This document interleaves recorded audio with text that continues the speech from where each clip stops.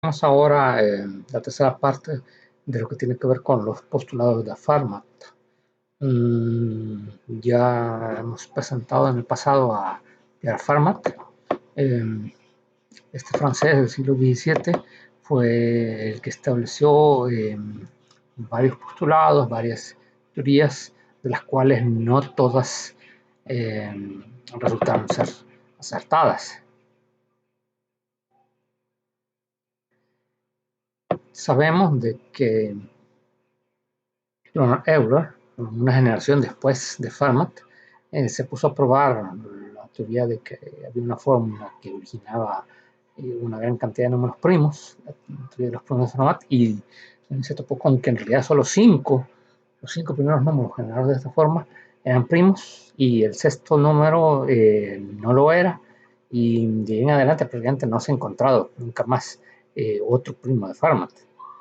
Y ya en un video anterior expuse eh, cómo es que se pueden encontrar algunos de los posibles divisores de estos supuestos números que deben de ser primos y no lo son.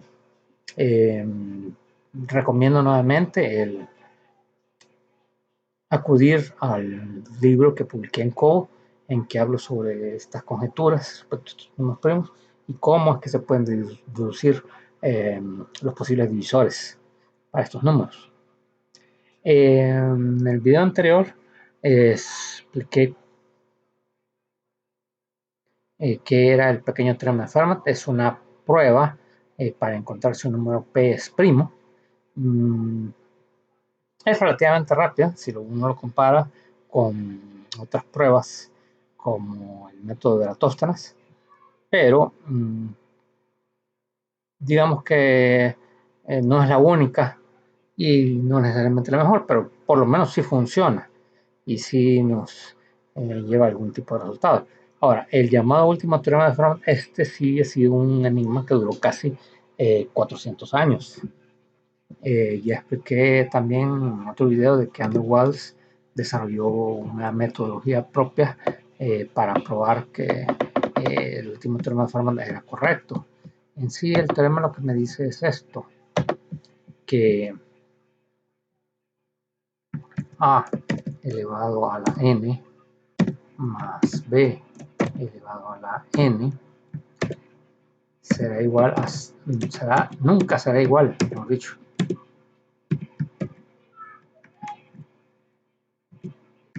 a c elevado a la n si es que a, b y c son enteros y n es entero mayor o igual a 3. Ahora, hay ciertos casos que han dado origen a algunas confusiones para algunas personas. Por ejemplo,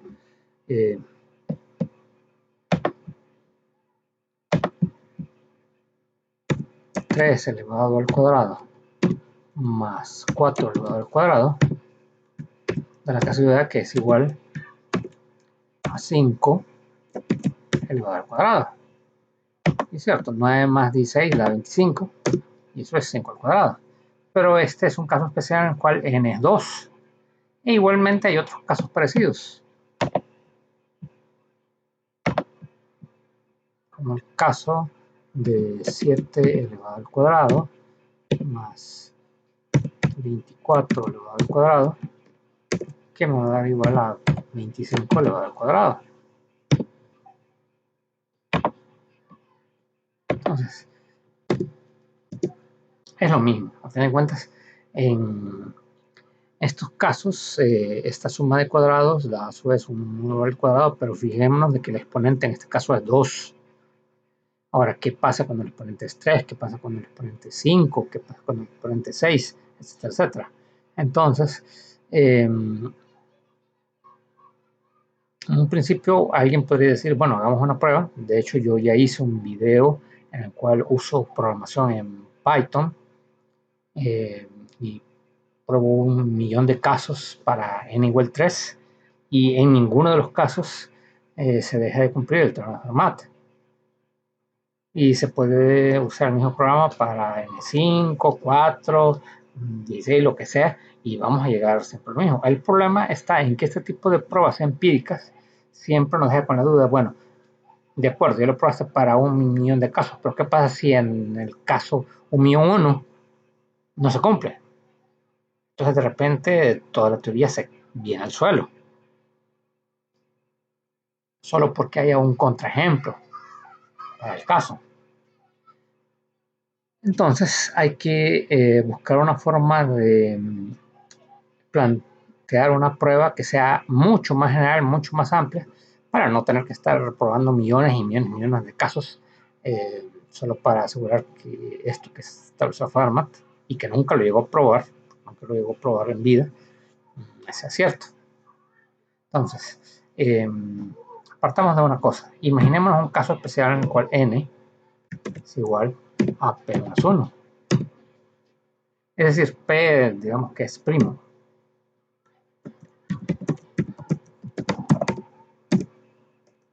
Entonces,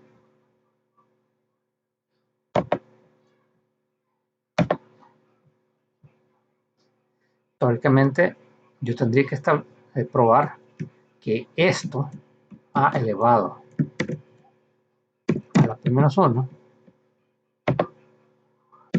más b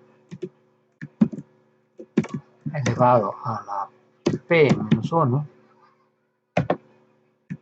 igual a c elevado a la p menos 1 no se cumple.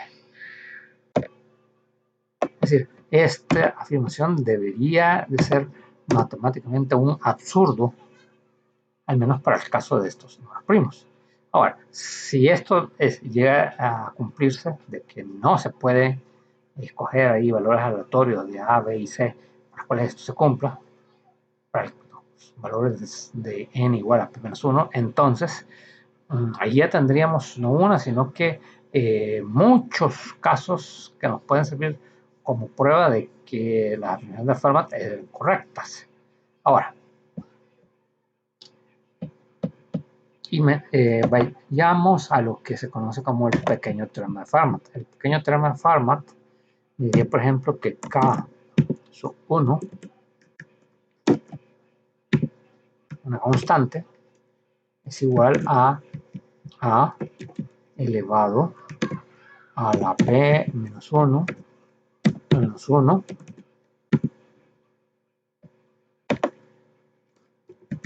dividido entre P. Esto debería ser cierto. Al menos eso ya lo probamos en un video anterior. Ahora, si esto es cierto para el valor de A, ¿por qué no habría de serlo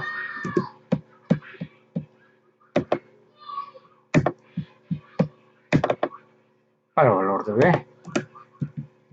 En realidad no hay ninguna razón por la cual no se cumpla, pero si A y B son diferentes, entonces lo más seguro es que las constantes que se originan de aplicar este tipo de ecuación van a tener valores diferentes. Igualmente, yo podría decir que existe un valor K3 que es válido, pero usando como base el número C. Ahora, de aquí yo puedo deducir fácilmente que K sub 1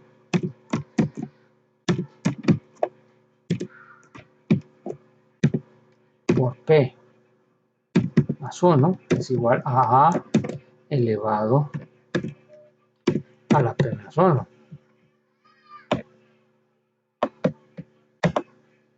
Si a este número le sumo el equivalente de B a la P menos 1, tendríamos que estas expresiones por potencias en cierto momento se me convierten simplemente en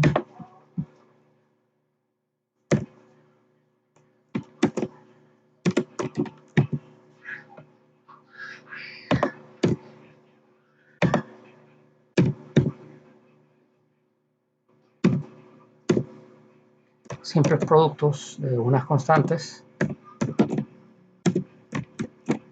por un número P.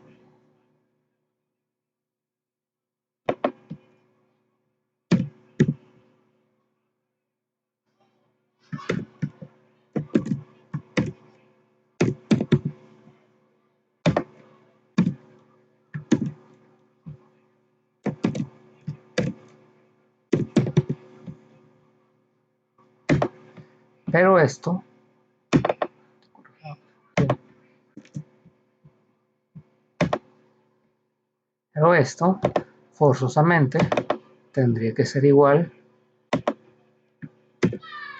a C elevado a la P-1, que en resumidas cuentas no es otra cosa más que K sub 3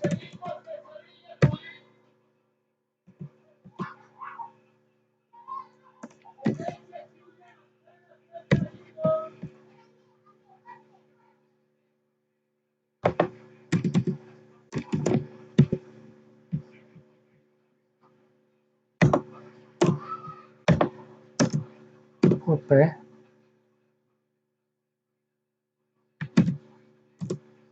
más 1.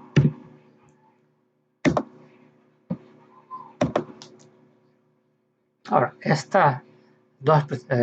quedemos trabajando solamente con aquellas expresiones que contienen a productos de P y de K. Entonces,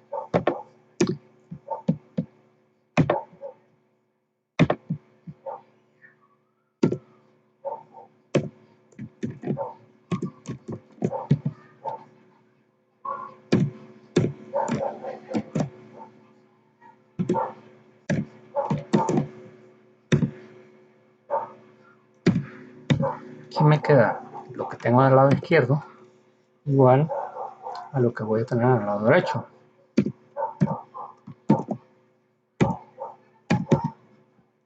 Aparentemente hasta aquí todo tiene lógica y todo parece correcto. Si yo simplifico esta expresión,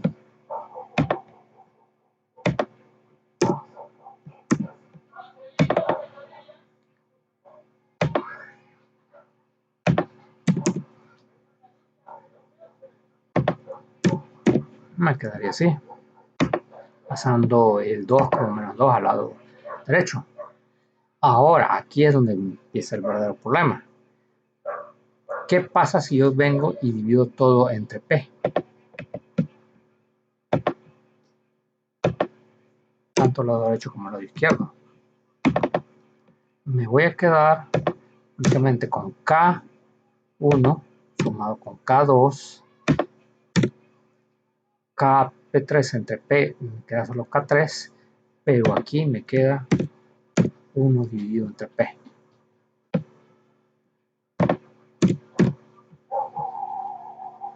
Y aquí es donde todo se vuelve absurdo, porque K1, estamos diciendo, por el teorema de Fermat, que es un entero. K2 también va a ser un entero. Un entero más otro entero me debería dar que todo en el lado izquierdo de la ecuación tiene que ser un entero forzosamente. K3 también hemos dicho que es un entero. Pero si a K3 le resto 1 sobre P, que es un valor puramente fraccionario, entonces esto ya no se cumple. Es decir, ya el lado derecho de la ecuación ya no va a ser un número entero. Por lo tanto, todo esto es absurdo.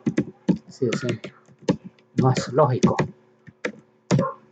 Y desde el momento en que eso ya no es lógico, entonces significa que la ecuación de Fermat no se va a cumplir, por lo menos para valores de P que sean números primos.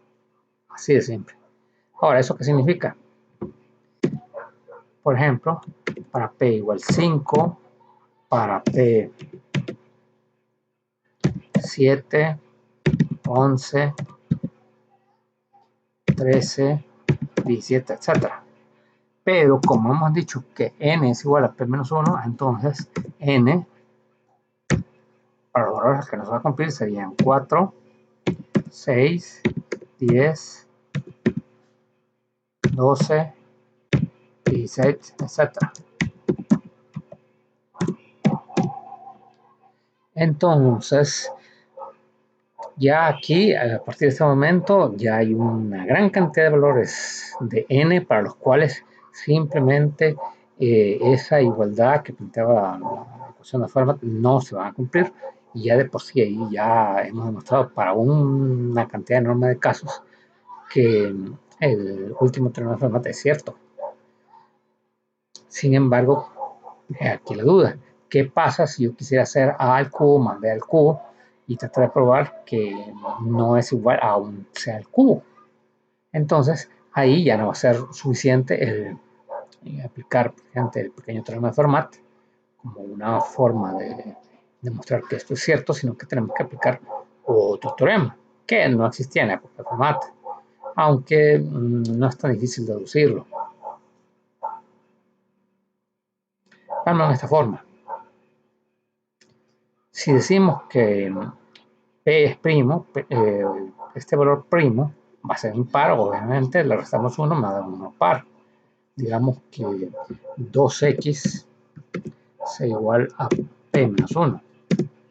Entonces, esta expresión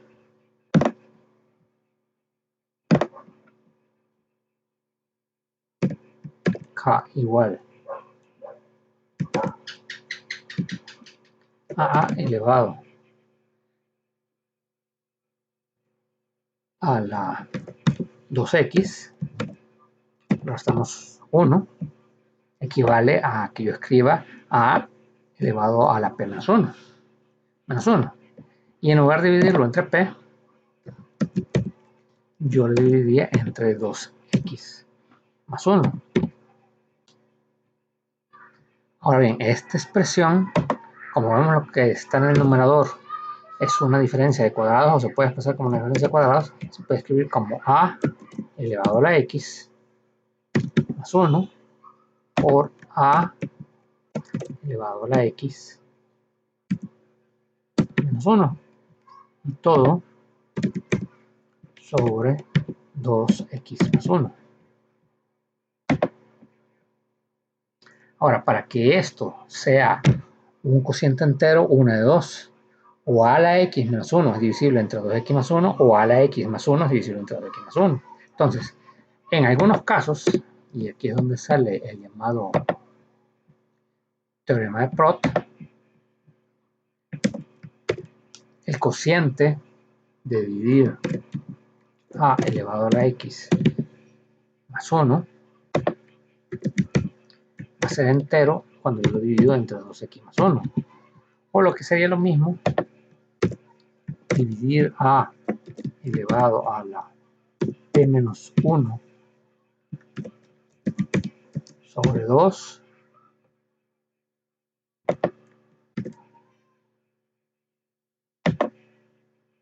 más 1 sobre p, lo mismo, llevar a cabo las sustituciones.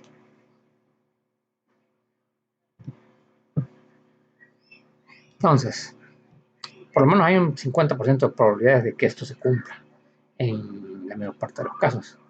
Entonces, si esto es cierto, entonces cabe la posibilidad, esto se le conoce como el teorema de Prot, que fue desarrollado por un matemático llamado Prot en el siglo XIX. Si esto es cierto, entonces cabe la posibilidad de que algunos casos, como por ejemplo para n igual 3, etcétera, etcétera, simplemente el teorema de Fermat, el último teorema de Fermat, sí se cumpla. ¿Cómo así?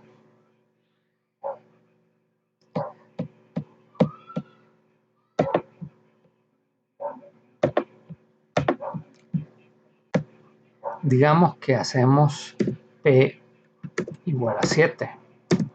Entonces, cabe la posibilidad de que C sea igual a 7 menos 1, 6, entre 2, 3, ¿sí? A al cubo más 1 dividido entre 7. Cabe la posibilidad de que C' sea igual a B al cubo más 1 dividido entre 7.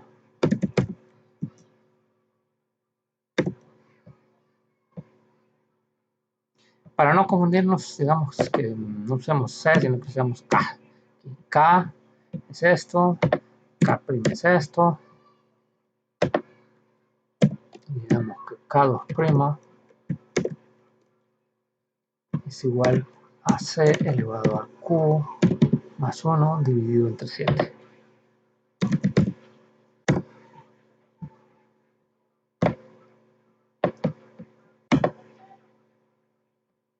Entonces, de aquí es fácil deducir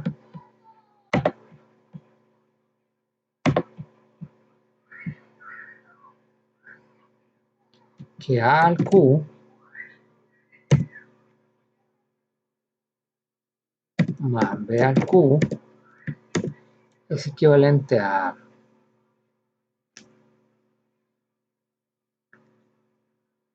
7K menos 1 más 7K' menos 1.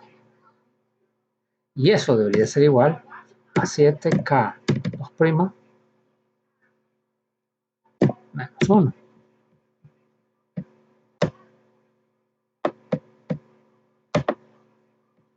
Porque 7K2' menos 1 no es otra cosa más que ser cubo. Pero si esto fuese cierto, vamos a caer otra vez en otro problema del absurdo.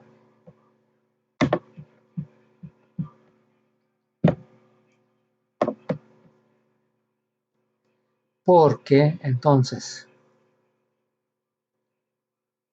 7K más 7K'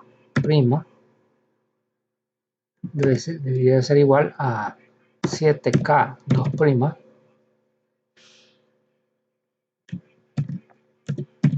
1. Cuando todo lo divido entre 7,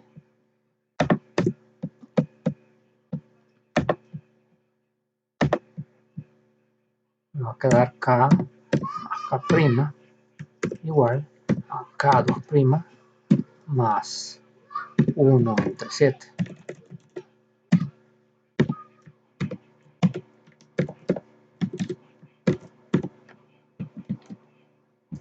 Y aquí ya las cosas se complicaron, porque estamos diciendo que todos estos cocientes K,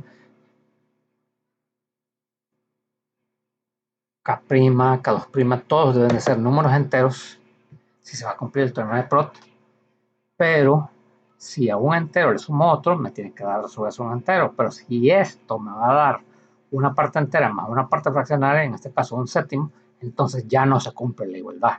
Por lo tanto, no puede ser cierto que AQ más BQ sea igual a CQ. Así de simple. Entonces significa que para n igual 3 no podemos aplicar la ecuación de Fermat. Lo interesante es que ya sabíamos que para n igual 6 tampoco se podía. Si yo quisiera que tratar de probar para n igual 9, me toparía con lo siguiente. A la novena más b a la novena igual a c a la novena es tanto como que yo escribiera a al cubo a su vez elevado al cubo más b al cubo elevado al cubo y tratar de igualarlo a c al cubo elevado al cubo. En otras palabras,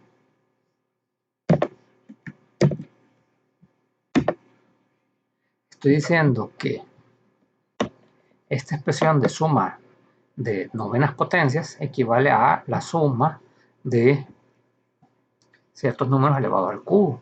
Pero si ya estoy diciendo, por el caso anterior, que para n igual 3 nunca voy a encontrar una combinación de A, B y C o de cualquier número entero que satisfagan la ecuación de Fermat, entonces tampoco lo voy a poder hacer para la novena, ver la novena, hacer la novena. No se va a poder para n igual 9. Y de hecho, no se va a poder para ningún valor de n que sea múltiplo de 3. Por lo tanto, no se puede para 9, no se puede para 12, no se puede para 15, etc. Entonces, ya al ponerme a hacer combinaciones, me voy a topar con que ya sea por el teorema de Proth o sea por el teorema de Fermat,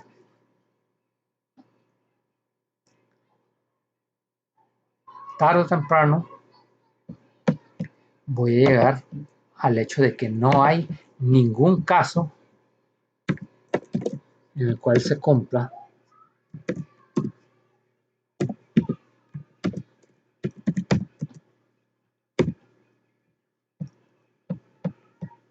la ecuación de Fermat. Y generalizándolo, yo tendría que escribir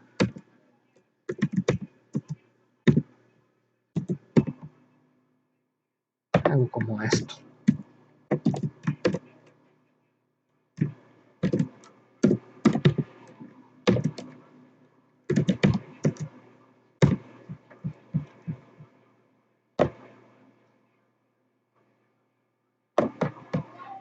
Que prácticamente cualquier exponente debería poderse escribir como n igual a p menos 1 sobre q, y ya sea que utilice el teorema de Fermat o una versión más generalizada del teorema de Proth, n podría siempre escribirse de esta forma y siempre voy a llegar a lo mismo, que a elevado a la p menos 1 sobre q, ya sea más 1 o menos 1, es divisible entre p, y aplicando la misma metodología voy a llegar a que siempre, al tratar de llevar a cabo estas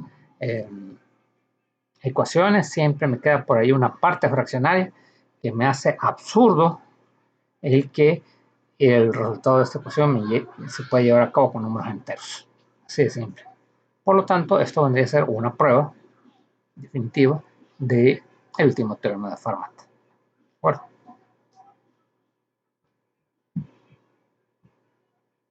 Advertencia. Si usted es de esos que creen como la función Gloria de Crit o la embajada americana, que sí que hay que promover en los jóvenes los valores de que sean, crean habilidades blandas y todas las tonterías, perfecto. Lo más seguro es que todo lo que se le explicaba a estas alturas no lo ha entendido y que cree que es mejor que fulanito o fulanita sea muy amable, muy puntual y muy servicial y se pare en una esquina de un supermercado con una bandeja de quesitos, ofrecerle quesitos a la gente, a que se ponga a estudiar estas cuestiones.